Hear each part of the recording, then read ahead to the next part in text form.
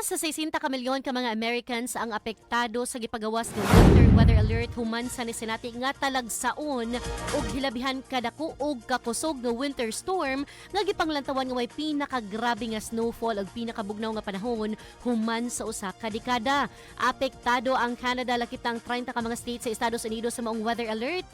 Base sa datos sa National Weather Service kun NWS, gibana-bana nga naa sa size hangtod gadto sa 12 inches ang gibag-on sa snowfall nga masinati sa Ohio ngadto na sa Washington DC. Samtang gideklara na usab ang state of emergency sa Kentucky, Virginia, West Virginia, Kansas, Arkansas and Missouri. Sumapa nga na sinati na sa nasod ang talagsaon nga hilabihan nga kabugnaw nga dili normal nga masinati panahon sa winter.